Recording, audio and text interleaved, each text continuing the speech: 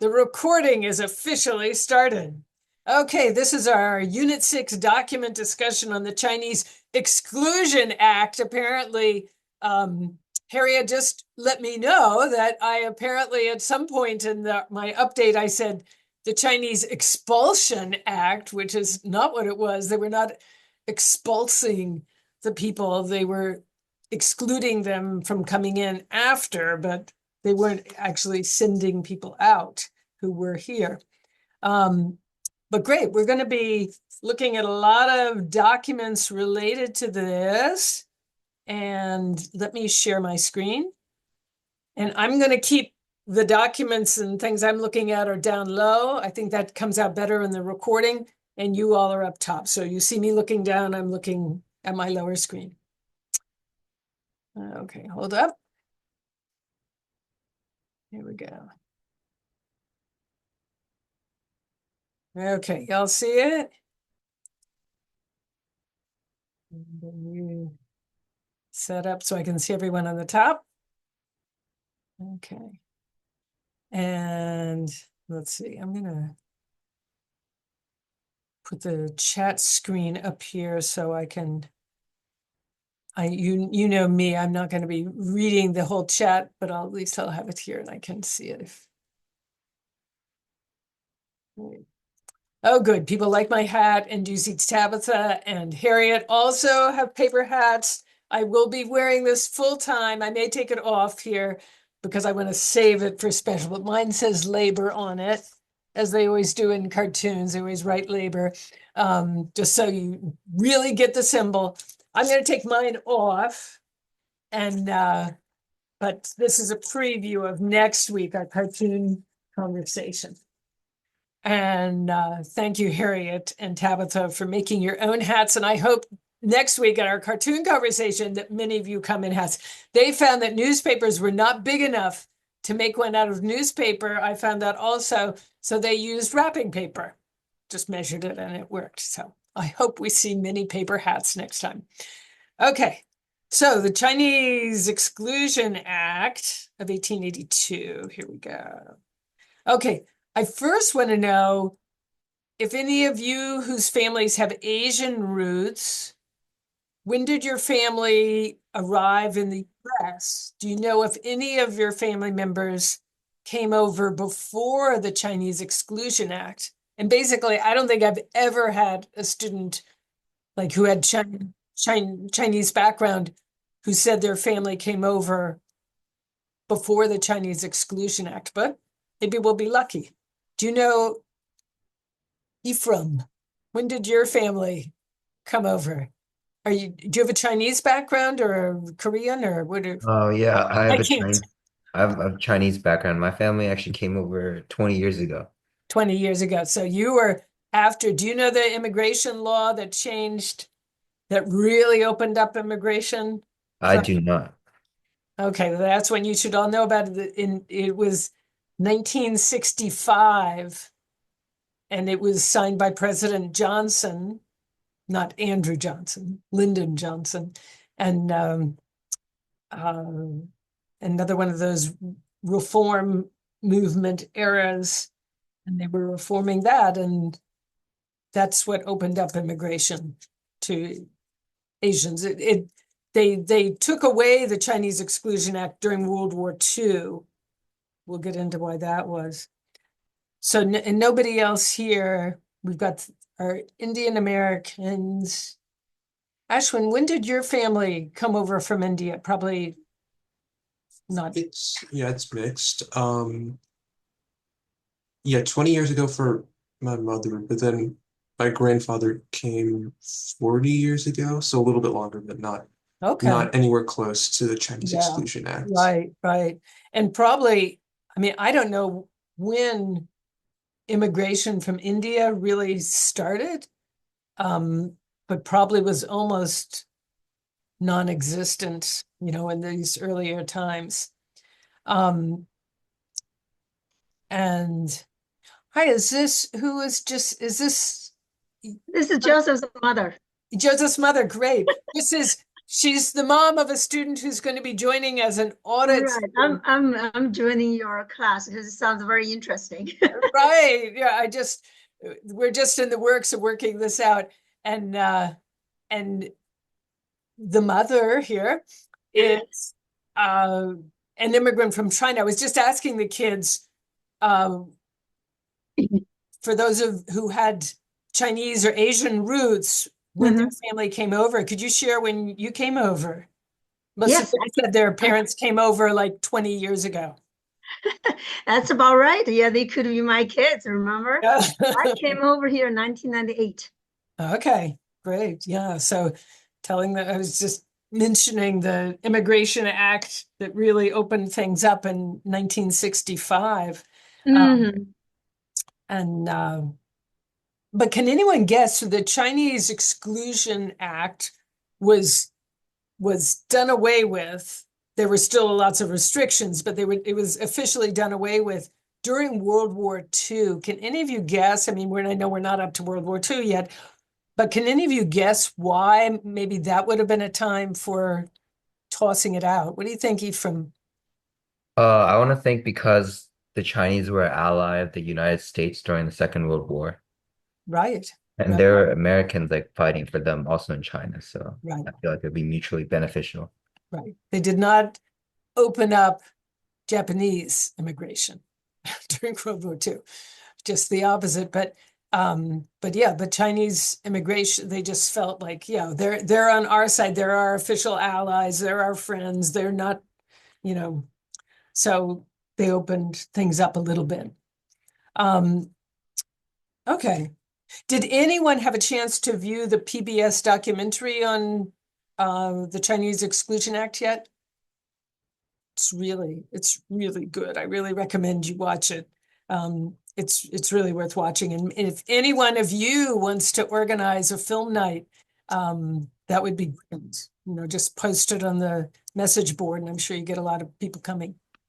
All right. Sebastian, you're here from the nose up. There we go. Good to see you, Sebastian.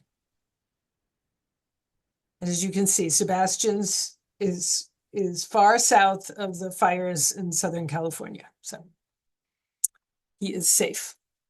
Um, okay. And okay, I want us to think about earlier precedents, things that came before. It's kind of like setting the context of the Chinese Exclusion Act, because there were some earlier things going on.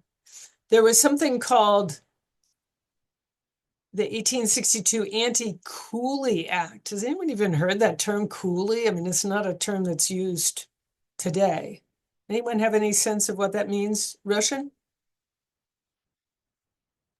So at least here on the railroad station, the people who help with the bags, like lifting the bags up, kind of like the porters, we call them the coolies, but I don't know if it's the same coolie. Hmm. Well, it's similar in the sense that it would be a term for someone who's doing uh, real manual labor, not skilled labor, not someone using their mind, right, and doing some physical labor. Harriet, do you have some sense of that? Yeah, I was just gonna say the connotations I've built up from just hearing it in random places, although I don't think it would be like I was gonna say Indian or Chinese or maybe both, like an unskilled laborer, like Mhm. manual labor or something like Right, that, like Roshan said, but right, I'm not totally sure. yeah. And it came to be, and this was an act signed by Lincoln, Anti-Coolie Act. Now, this is during what conflict? Ephraim, The Civil War. you got it. Oh, you. I was sweating there.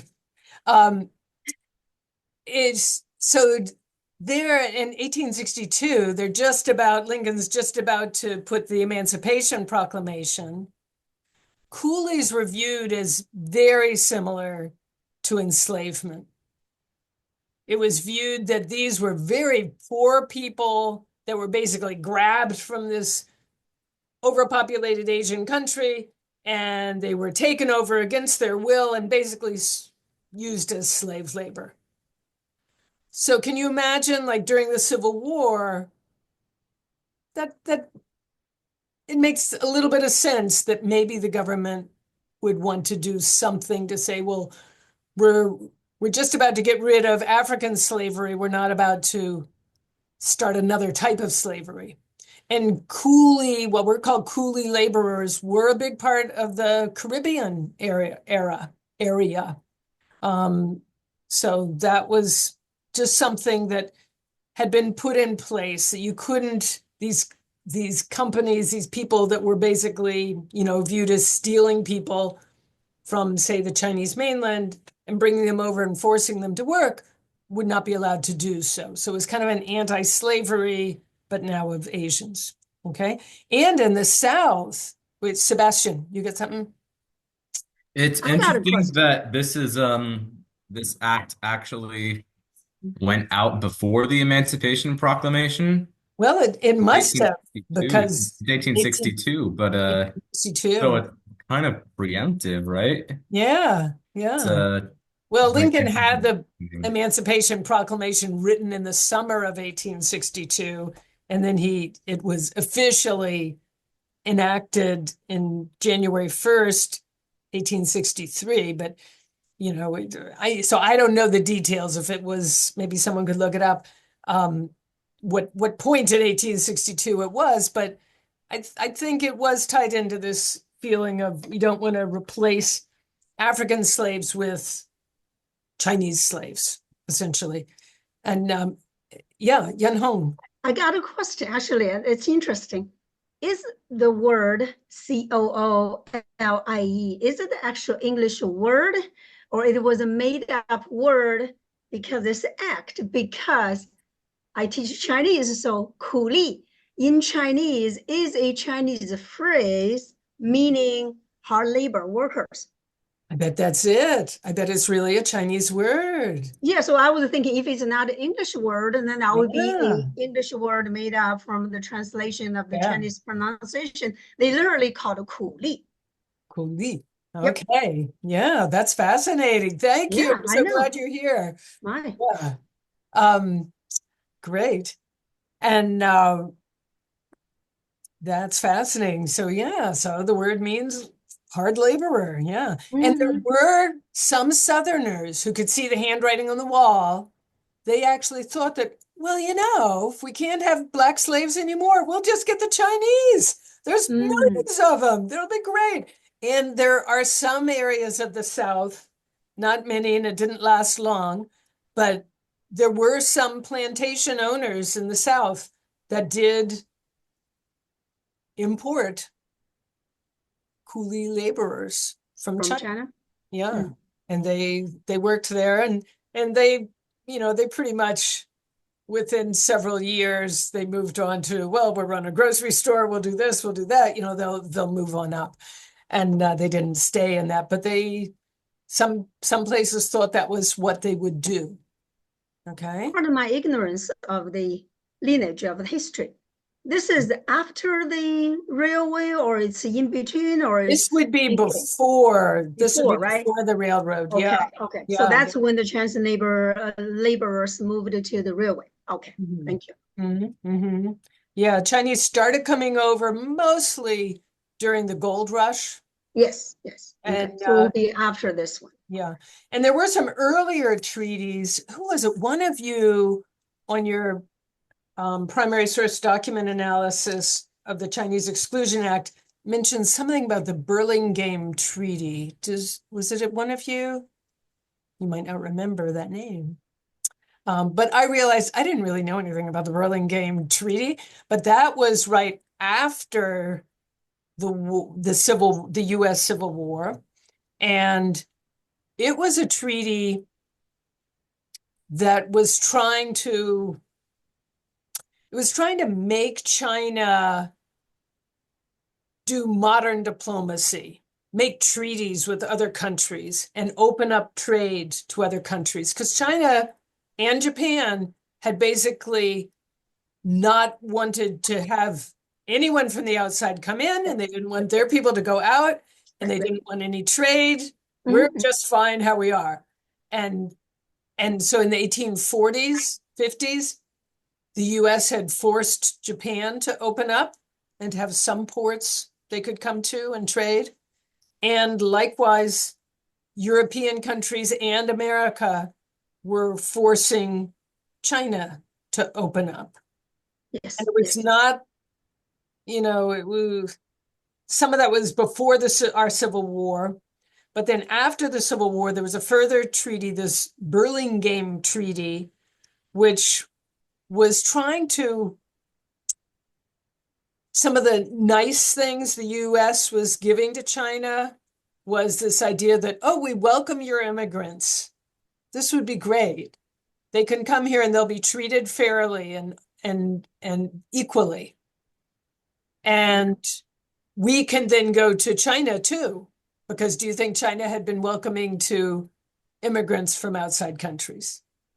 Yes, yes. China actually, there's 1862, that's about a decade after the Opium War. So it's during the Opium War, the Chinese government lost.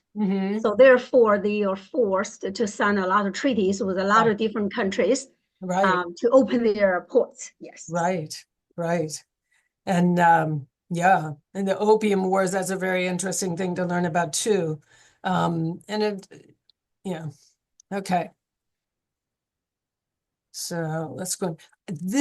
I found this speech fascinating. Look at the year here, kids. This is 1867. So this is just a couple of years after the Civil War. And I want one of you to read this. I've actually got 3 pages of this. So can I have someone, it looks like Harriet is raising her hand, correct, Harriet? Okay. Yeah, I was like reading. Yeah, good. Read it. Okay. This is Frederick Douglass. So you can do it in a Frederick Douglass voice. Ooh. Who can tell us who Frederick Douglass is? Briefly. How about Chloe? Do you know who tell us something about Frederick Douglass? Who he was? He was a slave who escapes and went on to become a really brilliant orator. Yeah. And he was very active during the Civil War. And then after the Civil War, he kept very active in things. But this is like a surprising, before you even read this, what would you guess Frederick Douglass's opinion of Chinese immigration might be? Why would he even have an opinion? Why would he think? Sonnet, what do you think? I mean, you may have read this, I don't know much about this, but I would think he would be welcoming towards it since, he thinks that like all races are equal. So I would think he'd be welcoming towards other races. I think he is being welcoming toward them. He's saying adding to the number and strength of this new element of our population, saying because like it can still strengthen the country. But he is also saying, I'm glad they're here, but it's also kind of a strain because he says before the relations of these 2 races are satisfactorily settled. Oh, well, we'll have to decide what 2 races is he talking about there. What do you That'll think? be the black and the white race. Black and the white race, right? They're Okay, so let's kind of have on a different Harriet. footing now. We'll have you be Frederick Douglass on the next page, Sebastian. But right now we're having Harriet. Okay, Harriet, take it away. Okay. Oh, that's Frederick Douglass first. Okay, no. Before the relations of these 2 races are satisfactorily settled, and in spite of all opposition, a new race is making its appearance within our borders and claiming attention. It is estimated that not less than 100,000 Chinamen are now within the limits of the United States. Several years ago, every vessel, large or small, of steam or sail, bound to our Pacific coast and hailing from the Flowery Kingdom, added to the number and strength of this new element of our population. Very well done. So yeah, I think the 2 races up there, do you agree, Sebastian, that he's probably talking about blacks and whites?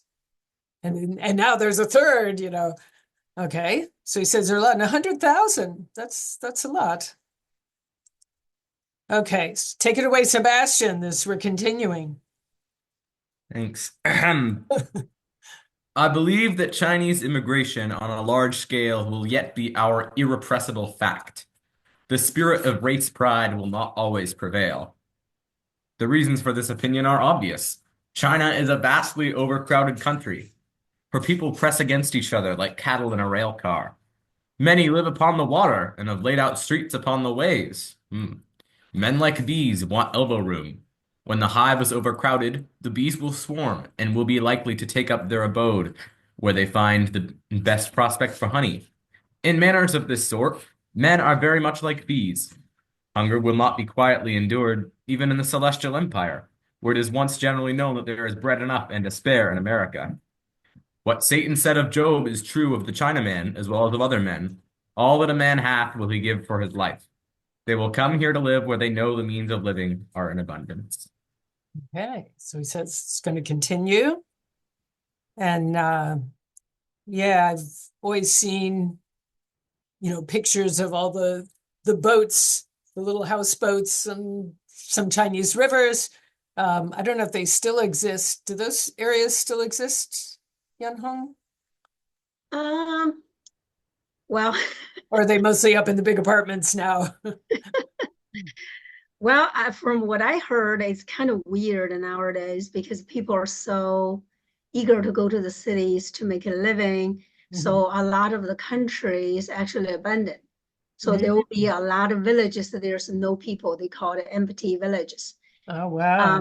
So I think when Douglas was talking about here, they were talking about most likely the South, because there are a lot of rivers. In the old days, there's some people who just live or they lived on the water. That's their house. Right. The children's book that maybe some of you know was called Ping the Duck. Did you ever read Ping the Duck? It's I read Ping the Duck. an American children's book about, a family that had ducks and they lived on a little houseboat and, but that had, all the boats in the river and houseboats. Okay. About things in China? Yeah, in China, the Yangtze River.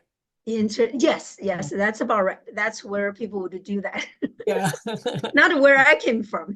People Okay. living on land. Okay, and here's the last part. Can I have another volunteer to be Frederick Douglass? Sonnet. Okay, take it away. So this is the final one. I have said that the Chinese will come, and have given some reasons why we may expect them in very large numbers in no very distant future. Do you ask if I favor such immigration? I answer I would. Would you have them naturalized and have them invested with all the rights of American citizenship? I would. Would you allow them to vote? I would. Would you allow them to hold office? I would. I want a home here, not only for the Negro, the mulatto, and the Latin races, but I want the Asiatic to find a home here in the United States and feel at home here, both for his sake and for ours. Yeah. So you were right, Sonnet. He really does.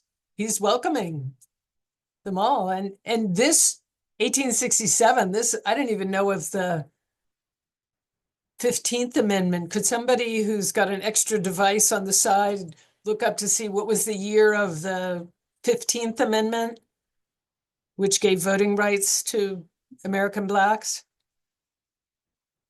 That was 1870. 1870. Okay, so this is even before that. Frederick Douglass is working to get that passed. And he's saying, oh, yeah, I think the Chinese should be allowed to vote. But that is one of the things that this Chinese Exclusion Act is going to say. They cannot be naturalized. That was one of the deals. Okay, so this is some of the earlier precedents.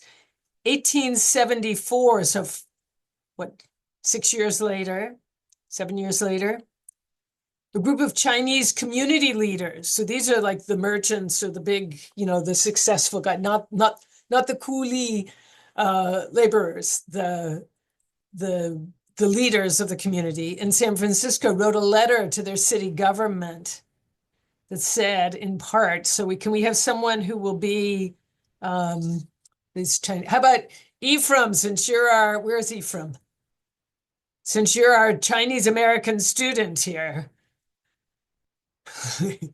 you can represent this group of Chinese community leaders in San Francisco. All right. Just start where their quote is in the second paragraph. We wish now also to ask the American people to remember that the Chinese in this country have been, for the most part, peaceful and industrious. As a people, we have the reputation, even here and now, of paying faithfully our rents, our taxes, and our debts. In view of all these facts, we are constrained to ask why this bitter hostility against a few thousand of Chinese in America? Why these severe, barbarous enactments discriminating against us in favor of other nationalities? Okay, well done. Now, these guys are writing, they first gave sort of a speech to the government officials in San Francisco, and then a few months later, they published this in newspapers all across the US. That's what this is taken from. And it was published all over, the New York Times and all sorts of newspapers. This was it was read everywhere.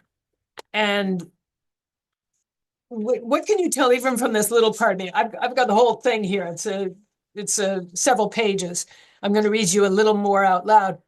What do you think one of their big arguments seems to be? Ephraim. We are good people. They say, yeah, we We are good follow the people. rules. We follow the rules. Follow the rules, right? No one has said we don't, but We're then innocent, basically. Like they're asking why they treat us this way, even though we haven't done anything wrong towards America. right, right. Now, I want you all to sort of guess he's going to make an argument at the very end. Our proposition. I've got a simple solution, they say, for this problem. What would be a guess? I mean, you don't have to be right or wrong. Just take a stab at what might be the argument that they'll make. And then I'll read you what his real argument is. But just take a guess, take a stab. Be wrong, be right, it's okay. What might he say? Saraga, how about take a stab at it? Just take a guess. Can be a kind of stupid idea, it doesn't matter. Whose response to this? This is from a group of Chinese, like merchants, the top leaders of the Chinese people in America. And they're complaining about the bad treatment they've been receiving and the laws locally in California that are trying to limit what they can do. And in the end of it, they say, we have a proposal. And I'm asking you to just sort of guess, what might his proposal be? How about stop being mean to us? Stop being mean to us? Okay, that's one proposal. Good, good. Anyone have another idea?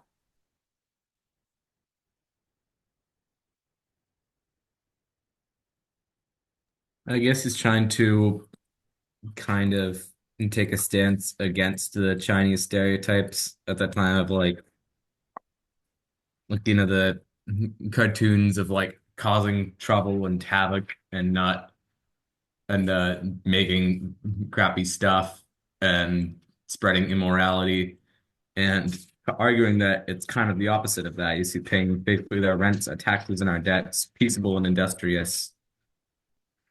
Yeah. So here's his proposal. It's at the end, our proposition. Finally, since our presence here is considered so detrimental to this country and is so offensive to the American people, we make this proposition and promise on our part to use all of our influence to carry it into effect. We propose a speedy and perfect abrogation, that means annulment, like we'll do away with, and repeal of the present treaty relations, so all the treaties they have between the US and China, all of them, between China and America, requiring the retirement and withdrawal of all the Chinese people and trade from these United States. So all Chinese would have to leave, go back to China. And what do you think the and is going to be?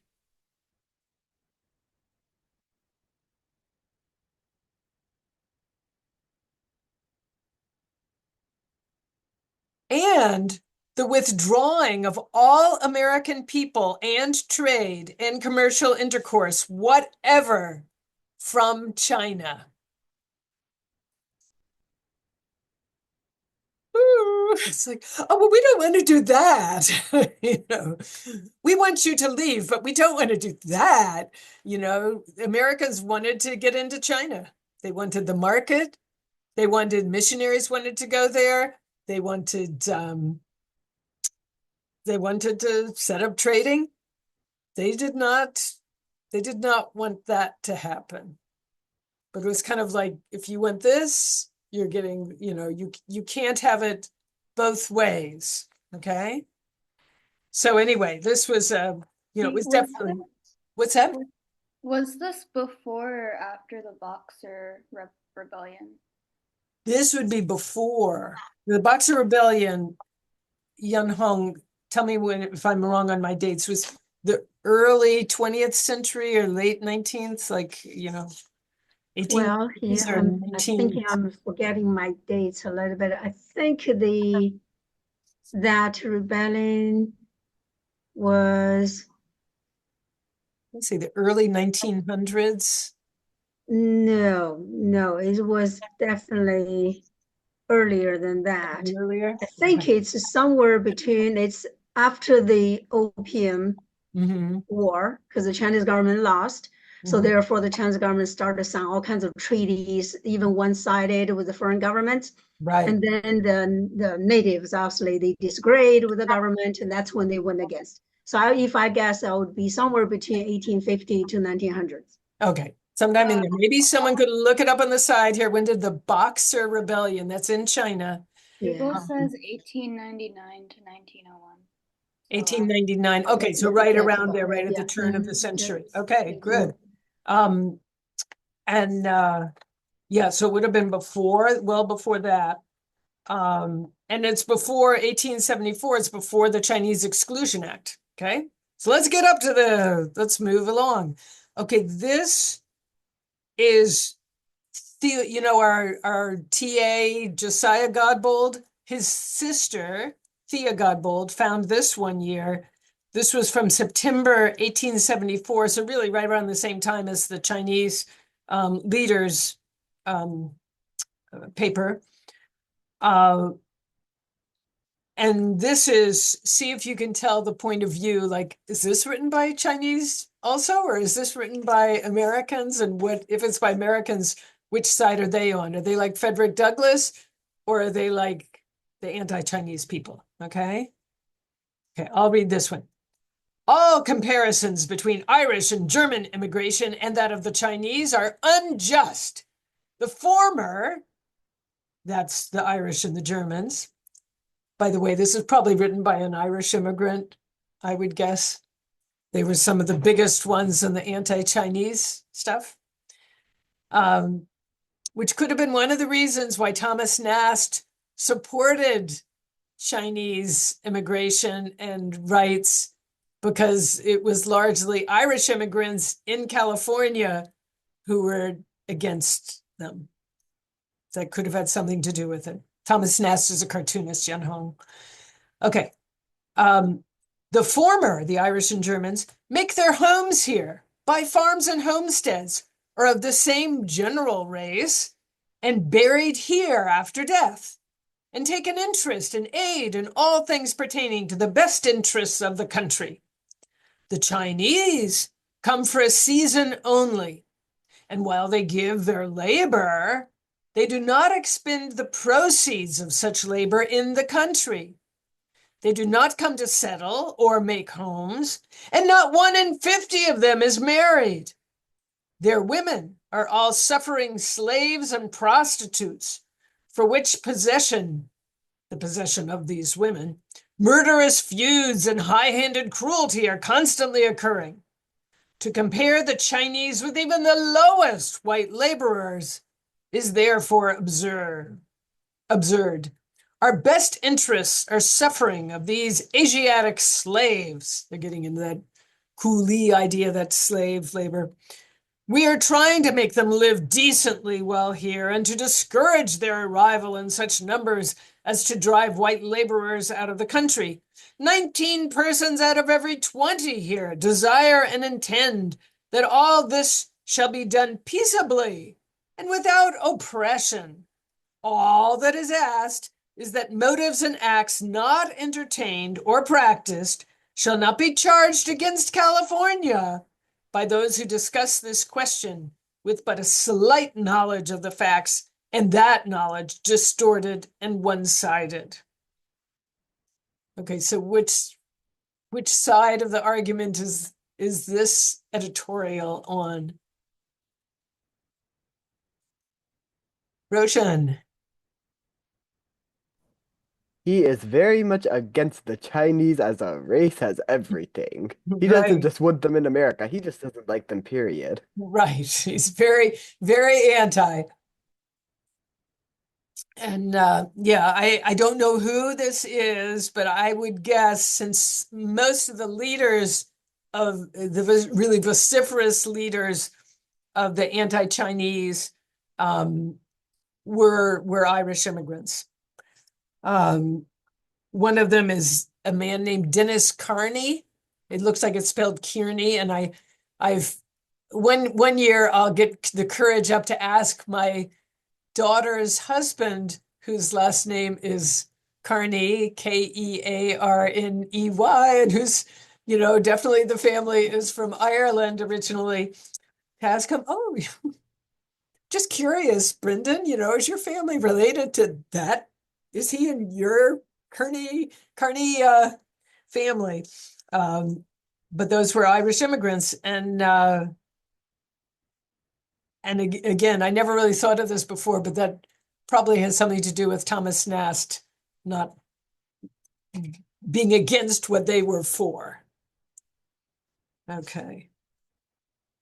Oh, here's more from him. Let's just read one of these. Okay, look at just here he's using the term the Chinese coolie. These cheap slaves fill every place. Their dress is scant and cheap. Their food is rice from China. So they're not even buying food here. They're bringing in food from China. They hedge 20 in a room, 10 by 10.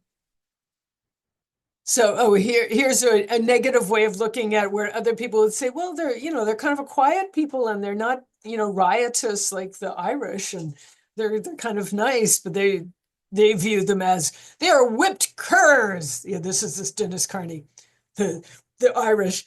They're whipped curs, abject in docility, mean, contemptible, and obedient in all things. What an insult, huh? They have no wives, children, or dependents. Would anyone know why they didn't bring over their wives in this time period? Sarah, you've got an idea?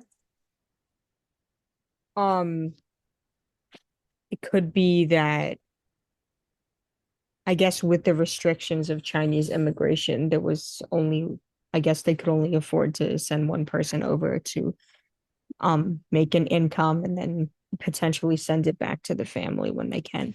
Right, yeah. A lot of these men were married. They had wives and maybe children in China, but they had no way to make a living. So they were going to come here, send money home. And eventually, many of them did want to go back. They wanted to die in China. They wanted to go back. That was their home.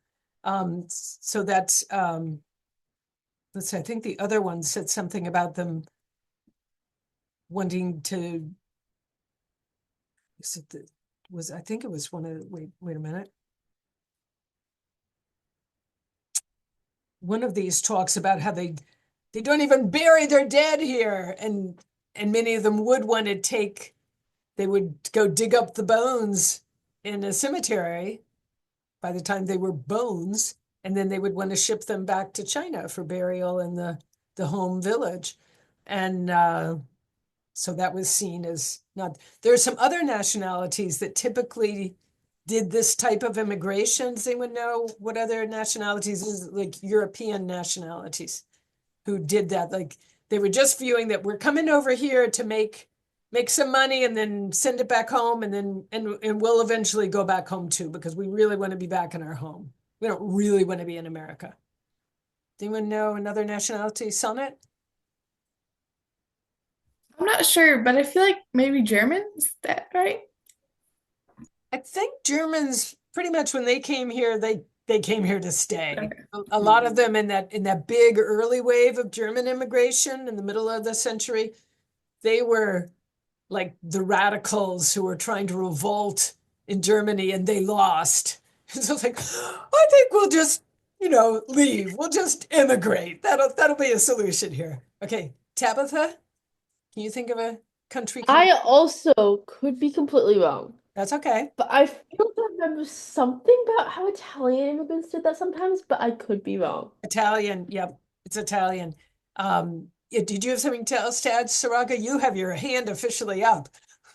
Yeah, I'm not I think this is later, but also Japanese immigrants came to like Hawaii for work. They might have done that too, yeah. Or might have still kept strong ties with the home country Yeah. and felt some loyalty, right? Yeah, I bet some of them did. Yeah, I even knew like in the early part of of the 20th century, I knew an Italian homeschooling family, like the dad's family was from Italy, and they had first come over and then gone back. They just came for a little bit, make some money, go back, help the family, and then eventually they all moved over. But this is a type of immigration like Jews. Do you think Jewish immigration would be like that? Like they lived in Russia and now they're going to move over here and then they're going to go back? No, it's like, no, Fiddler on the Roof, you don't go back. You're going to stay here. You're happy to be able to escape somewhere. Okay. So this is something that some cultures tended to do this type of, it has a name. Some of you might want to look this up and see if I'm right. I think it's like birds of paradise or something like this, or birds. It has something to do with birds. But it's a name given for this type of immigration that kind of like you're a migrating bird. You'll come over and then you go back. That sort of idea. And again, they're bringing in this idea that we talked about earlier, that they are imported by companies, controlled as serfs, worked like slaves, and at last go back to China with all their earnings. Okay? So, very negative. This is more from him. Okay, I just thought this phrase was interesting. To see if you might know what famous speech by Lincoln, he's using language that is almost like something Lincoln would have used. And it's always helpful if you can allude to something that other people are going to think was good, then you'll get those good points. Okay, see if you can recognize this. He says, California must be all American or all Chinese. We are resolved that it shall be American and are prepared to make it so. Can you think of a Lincoln's famous speech? It's the House divided one. This nation cannot exist half slave and half free. It must be either all one thing or all the other. Exactly. I think don't you think he's alluding to that here? I think he is. I think people at that time would do that. And then if you make that sort of connection, that metaphor, it's going to be powerful for people. And he's already been using these things. Oh, these are just like slaves. This is like importing slavery into our country again. Okay. This is how he's trying to build an emotional argument. Okay. This is a photo of a man with a Q. Is that how it's pronounced? Yun Hong, how would you pronounce this hairstyle for men? Do you know? I mean, this is how we write it in English. Do you have any clue? Then that Q just means like a line or a string. Oh, okay. I think there it that's is. Got a long braid like a string. Okay. right. Yeah. What's interesting is actually that hairstyle used to get people killed in China, because remember, this is the hairstyle imposed onto so-called the Chinese people by the Manchu people. That's Right, their hairstyle. The Chinese people used to they refuse to have this hairstyle. The government get them executed, right. but they call them 长辫子, meaning a long braid. Excellent. Yeah. I'm so glad you're here tonight. By the way, this is not a student here. This is a mother of a student who's going to be joining the class as an audit student. But we've been Well, I'm talking. a student here. I'm learning this one. This Yeah, I'm particular glad you're topic is here. And fascinating. she is from China originally and may even teach AP Chinese with us if any of you are interested in that. So we're so glad you're here. This is perfect.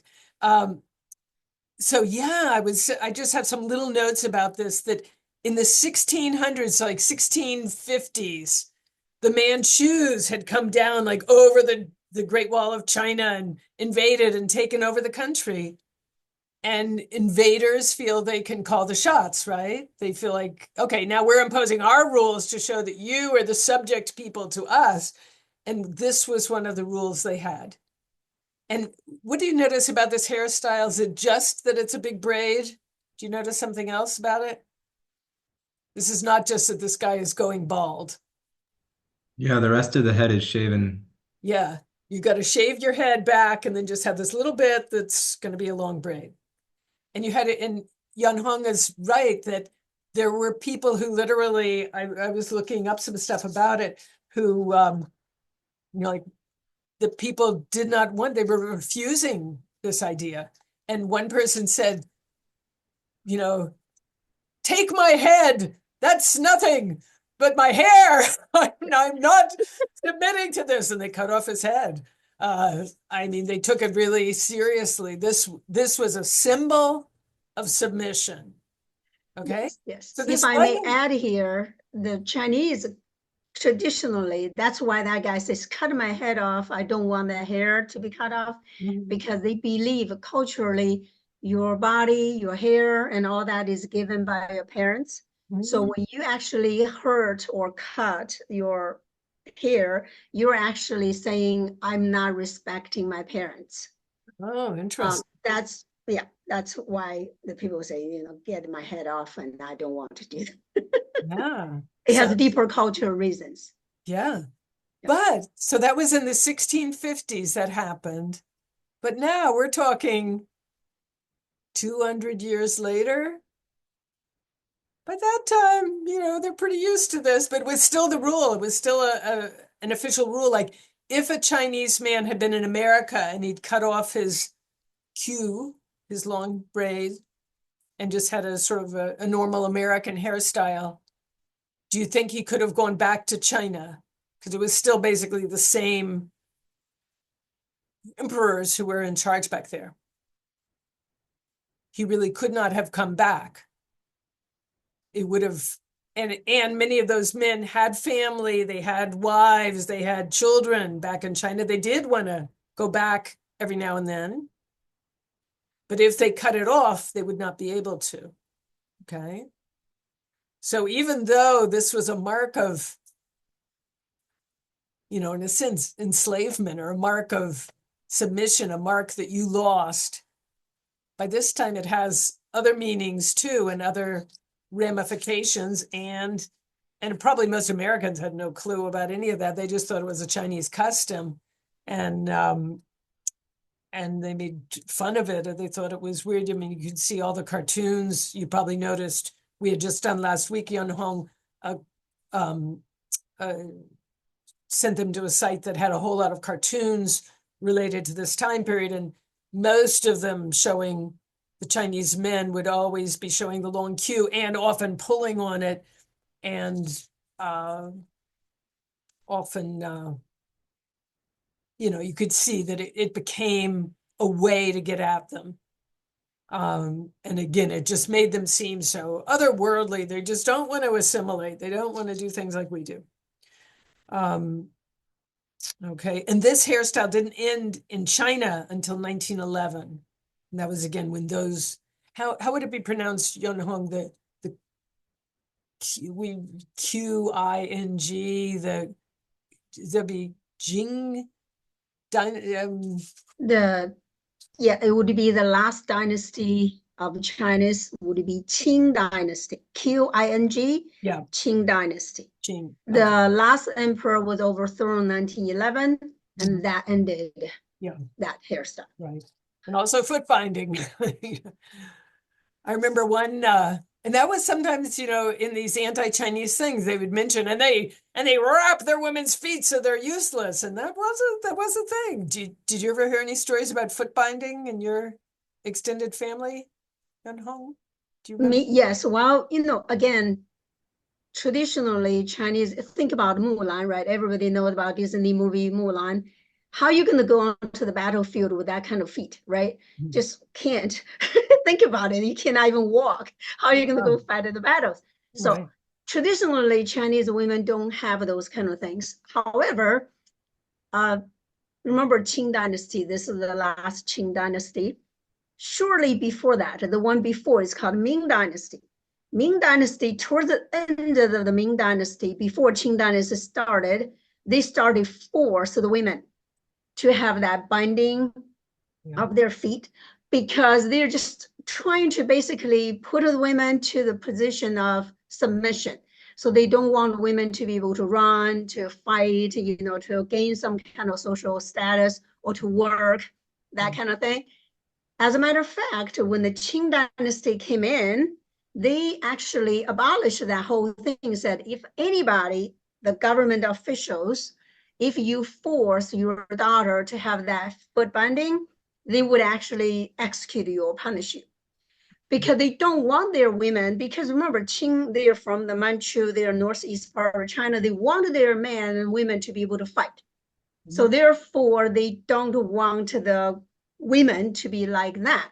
So that one is something the Qing dynasty actually did a service to the Chinese population for the women. However, the force of the so-called Chinese, the habit was so strong, a lot of people, even though the emperor has a law against it, they still kind of secretly did that to their daughters. My grandma, her feet were round like that. I remember seeing it. It's really small, and my grandma would be sitting there, for a long time to kind of like just get the cloth off, then wash it, and then she does not do the kind of washing in between very much because it's bound with layers and layers of cloth. I remember at least seeing it once. I remember it's like so small, but my grandma would walk like, kind of you were swaying in the wind kind of thing. Yeah. Yeah. That's kind of, my experience. I know there was one year, in the early summer bonus kids about you could share a family artifact that you might have. And one girl who had a Chinese background shared they had this pair of shoes like, this long that were like her great grandmother's or great great grandmother's shoes in China from binding her feet. Ugh. Okay. Well, now we're getting on to a couple of these cartoons. So this is one by Thomas Nast. It's a wonderful cartoonist. So what's going on here? So the title is The Chinese Embrace Civilization and They May Stay, or let the Chinese embrace civilization and they may stay. There's something ironical here. What are they showing? Tabitha. Embracing civilization is shown as embracing a bottle of whiskey. Right. Embracing civilization is whiskey. And again, this is Thomas Nast, who, remember, he hates the Irish. These are all things that the Irish were accused of. Saraga? It seems like it's a lot like one of his other cartoons that we saw, like with, so it's like depicting Chinese people, like first, okay, like the other one we saw where like all the white workers were like rioting and everything, and then the Chinese workers are just standing there and like, oh, do they not want us because we don't act like that? So Right. this seems like it's kind of building on that, like, you should like, oh, if the Chinese worker is like civilized, that means he acts like the white worker, which is to say, he would like fight and do strikes and like drink and stuff like that. Right, here's the strike. High wages and no work. And I love this one down here. The guy saying, I am starving, beg, beg, beg. But as somebody, who was it? Maybe it was Ashwin. Was it you, Ashwin, who did this cartoon? There were a lot of kids who did this one this past week. That, you know, this guy is not starving. He's very overweight, but he's begging for food. And this guy is drink, drink, drink, you know, drunk, loafing around, fighting. Okay. I did this one. I have a question about the top right corner. Why? Like, was there something going on at the time that where not Nast felt like what was happening in the Senate wasn't useful and it was just talk? Or like what? Because he's clearly portraying that talk as negative. What Negative, would that yeah. go behind that? The only thing after you wrote that, I was kind of had my eye open for things about that. And I did see one commentary on this cartoon that said, well, there was a guy, Blaine, who was a Republican, but was supportive of the Chinese Exclusion Act. And he was known for he was a senator, and he was known for being a very big talk. So it could have been something about him. That's the closest I've seen, but yeah. Anyone else have any reaction to this one? Sarah. I also think the little part in the top right corner, I mean, to me initially it reminded me of these fears of foreign infiltration in political office positions, you know? That could be like, just think back to that Frederick Douglass quote earlier about, do I want them to be involved in our government? Yes. Do I want them to be able to vote? Yes. They can be citizens. So it's like, well, this is what'll happen. Joshua? I just thought some of these were interesting, especially the ones about the when they're on strike or they're protesting. Because generally, if this is supposed to be an Irish comparison, I thought that like immigrants kind of juxtaposed like labor unions because they were just willing to work for whatever, while Americans were trying to get better wages. So immigrants like these undermined labor efforts. So it's kind of weird to see them as part of labor efforts. Well, again, Nast is making a joke here. He's saying, oh, you want them to be civilized. You think they're not civilized. He's thinking of some of those Dennis Carney, you know, rampages. They're just not civilized. He said, oh, you want them to be civilized like our people here who are laboring and striking, whereas the Chinese tend not to. So he's making an ironic thing. He's not saying at all that they were, but, and also by this time too, it's important to realize that the Irish were now the old immigrants. I mean, there were still new Irish coming in, but they were the old established immigrants. They were already working their way up. They were in office. They were in higher positions now. But still, you know, in Nast's view, still pretty, you know, rough and tumble and big drinkers of whiskey, especially.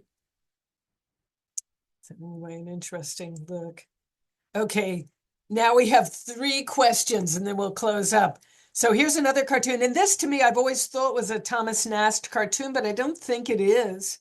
But it's someone who definitely liked Thomas Nast because it's so similar, you know, with this sort of posters on the wall sort of thing. So what do you notice here? Let's see if we can do this question. This was in the rival publication, not the one that Thomas Nast published in. Frank Leslie's illustrated newspaper. Oh, here, let me just show you this because you can see what it looked like in the newspaper. This is when cartoons were really in newspapers now. Okay, hold up just a second. Okay, we're gonna go bigger. Can you see this? Give me a thumbs up. Yep. Okay. Okay, so here it is. It's kind of on the back page where there's a lot of, here we go. Okay, it's on the back page where there are a lot of ads and they would have a cartoon. So it's kind of interesting to, see these things that we just see as isolated political cartoons and we study them in AP US history, but, they were really part of, a page of advertisements for breakfast cocoa and garments and also opium habit. Oh gosh. What's this for opium? Speaking of opium, well, anyway, so I always find it fascinating to see these old ads, but that's where it comes from. Let's get out of that. Okay, are you all back to the screen with the one cartoon and the questions? Okay, good. Okay, so here are the questions, kids. We'll see what you do. This political cartoon was primarily a response to A, the Red Scare, B, anti-Asian nativism, C, growing industrialization, D, the open door policy. What's your guess? It was published in 1882. Ephraim. I want to say B. Anti-Asian nativism, right, especially anti-Chinese, and he's got his own cue, and yeah.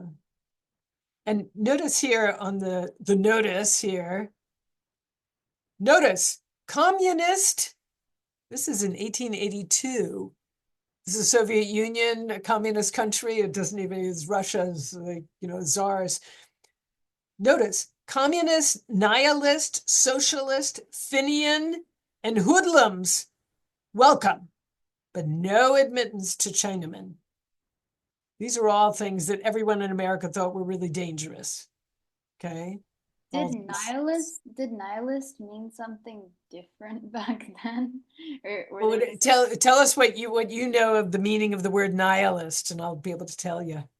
I've always heard it in the context of like someone who's just like sees no point in life and things like that. Mm-hmm. Yeah, and especially no religious beliefs. So yeah, that's what it means. And that would be viewed as something not positive. Fenians, anyone know what the Fenians were? I meant to look it up again just to be sure. Do you know, Harriet? I didn't until like 30 seconds ago. But so the dictionary said it's a member of a 19th century revolutionary nationalist organization among the Irish in the US and Ireland. But I would assume that, as always, like if a certain group of people, like some of them were prone to some sort of radical movement, then they all get categorized as that radical movement or whatever. So right. I would assume it's generally Irish. Right. It is an Irish group, right? And it'd be like the real radical ones. So again, you're afraid, just like, immigration problems today. If some immigrants are going to be committing terrible crimes and we don't know how to tell who's who, people are going to be against all. Okay, so very good. Okay, we've got 2 more questions. So you just have to think back to the cartoon. The issues addressed in the political cartoon are similar to which issue from the first half of the 19th century? So 1850 or before. The debate over manifest destiny, the spot resolutions and the argument against the Mexican War. That was Abraham Lincoln, by the way, who did the spot resolutions. Attitudes towards Irish immigrants, or D, the corrupt bargain. Ephraim, what do you think? Did I say C? Yep. Because that was in the first part of the 19th century, first half, 1840s, really got bad. But again, by this time now, the Irish are, pretty established. They're no longer the bad immigrants. in most people's eyes, except for Thomas Nast. Anyone know the spot resolutions? Anyone know what that even is? Have you ever heard of that? Sebastian. So the spot resolutions were all this controversy after the Mexican-American War because Mhm. Lincoln, who wasn't president at the time, but a big politician, I think it was an Illinois senator Yeah, then, he was at House of Representatives. was he was pretty against the Mexican-American War because he claimed the US had provoked it as an aggressor just to gain new territory. Mhm. And he claimed that, and he wanted Polk, but the US claimed that Mexico had started the war and attacked first on Right. their side of the Rio Grande, Mhm. or of wherever, which war it was. Maybe it was the Rio Nueces back Yeah. then. But Lincoln very much wanted Polk to show them the exact spot, the Right. very spot where the US claimed the attack had been, because Polk had apparently been kind of evasive on that. And so Lincoln got a lot of hate from the more jingoistic Republicans who are like, how dare you criticize America's actions in a war? And he was actually nicknamed Spotty Lincoln, which was probably not his favorite nickname. Very good. Excellent. Excellent. Okay. And here's the last one. On the basis of the ideas presented in the cartoon, that one, the cartoonist would most likely agree with which of the following statements, and these are real quotes. In fact, you might recognize one of them or two of them. Okay, A, the Chinese in this country have been for the most part peaceable and industrious. B, California must be all American or all Chinese. We are resolved that it shall be American. C, if we continue to permit the introduction of this strange people with their peculiar civilization, what is to be the effect upon the American people? D, the Chinese are a parasitic group of immigrants whose labor we should exploit. Okay, first of all, did anyone recognize any of these quotes?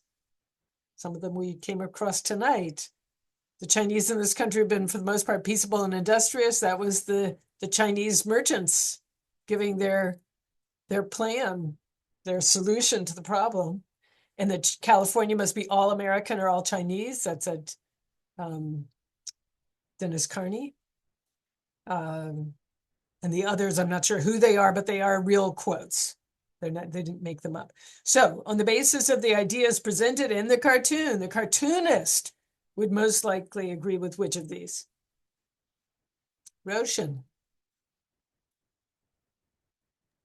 I think it's A because he's saying that they should let Chinese people in. And if you see in the cartoon, the Chinese has labor with him, he has industry, his braid is like sobriety or something. Like he's just shown in a positive light overall. Right. He's shown in a positive light. He's not a hoodlum. He's not a communist. He's not a nihilist. Hoodlum. Yeah, sobriety, peace. Sitting here, but they're not going to let him in. Golden Gate of Liberty. Closed. Right. Okay. And that's our last one. So let me get back to unsharing our screen. Okay. Well, thank you, everybody. And we'll be all done here in an hour and 15 minutes. Pretty fast. Does anyone have any final thoughts on anything you learned interesting in your investigation on the PSDA, the primary source document analysis, or tonight? Something new to you?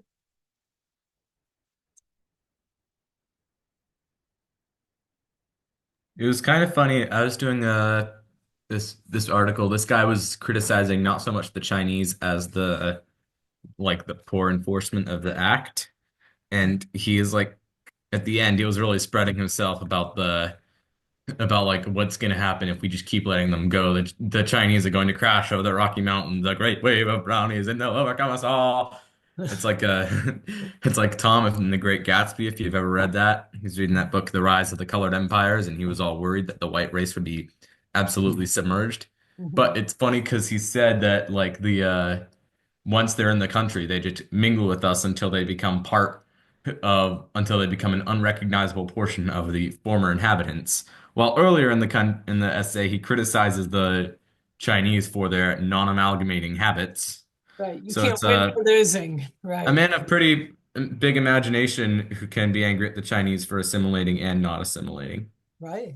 Well, and that's similar to arguments um, about the American Indians, that people would criticize them because they won't assimilate, but we don't want them to come into our neighborhoods or marry our daughters or that sort of thing.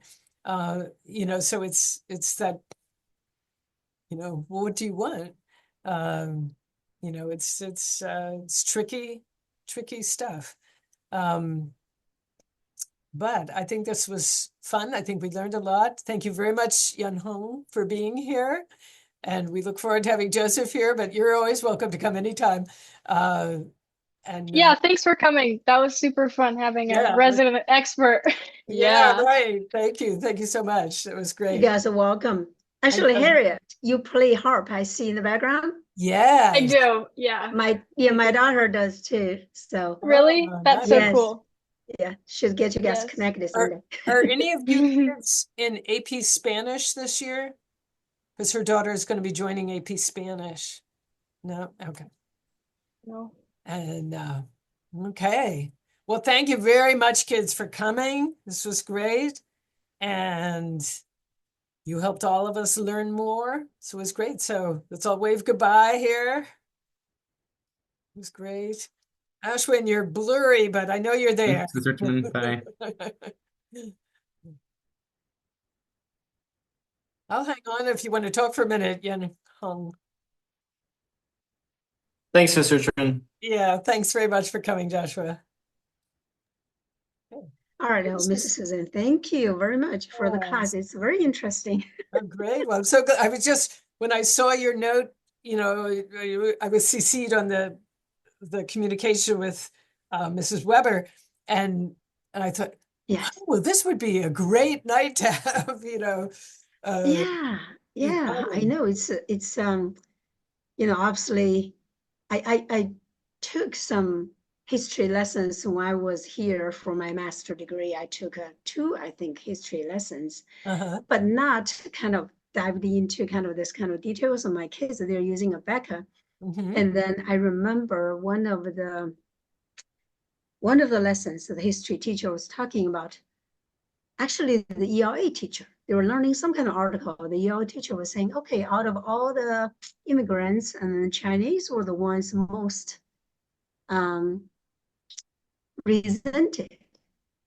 And I was wondering, she just mentioned as a kind of a statement. Obviously, she was an ELA teacher, so she's not going to dive into the details. And I always wondered when I heard that comment on passing, I'm like, why that would be the case? Because I heard, obviously, the gold rush, how the Chinese labor came over here, how they were mistreated. They have the famous quote about every rail, underneath every rail, there's a Chinese body. Yeah. But I did not know to what extent it was kind of the mistreatment was. Yeah. So it's kind of interesting, like tonight, to listen to yours, and then there's really give me a little bit more background of like, oh, what exactly happened there? I had my kind of some assumptions, I suppose, but then that's why it's so important to learn history. We know history, and then we see the pattern. Right. How it kind of can repeat itself just against different group of people at times. Yeah. Okay. Well, great. So, yeah. Okay. Thank you. It's a great lesson. Okay. I got a couple questions, Mrs. And for you. One is regarding this payment. You did send out saying we need to check with Ms. Weber. And when we talked to Ms. Weber this afternoon, and she said we need to talk to you. So I think Andy sent an email to both you guys just to confirm the 400 is the price. Okay. Is that about right? That'll be great. Okay. So we were not sure, like, because Ms. Weber did tell us to say, well, we'll see what Ms. Richmond would say. And then, when you replied, and then you mentioned that you're going to check with Ms. Weber. So I think my husband would have sent an email to both you guys already. So if Mhm. that's agreed, then we'll send that check first. Yeah. Now, yeah, so that's one. The other one is regarding the history. Obviously, I was encouraging Joseph to rejoin your class on it and then give it another try. I think he has the concern. I think two concerns. One is they're kind of related, and I would like to hear what you have to, maybe what's your recommendation. Okay. Our policy in general, me and my husband, we're saying, okay, so you take classes and we have expectations. And then especially if you retake, for example, he admitted he did not do a good job when he was doing the class itself last year. So this is another opportunity for him. And then we said, okay, if you do any extra, meaning like beyond what your regular course is, and then our expectation is you pay the cost and then we reimburse you. If you get obviously he got an A from the class, but then we normally, our policy is if you get a 4 and a 5, we actually give the kids a bonus. Basically, you take the lesson, we give you rewards for that kind of level of excellence. I like that. So he was interested in taking the lesson, but then he got kind of concerned about his out-of-pocket cost. But I told him, I said, well, if you do well, and you'll get reimbursed.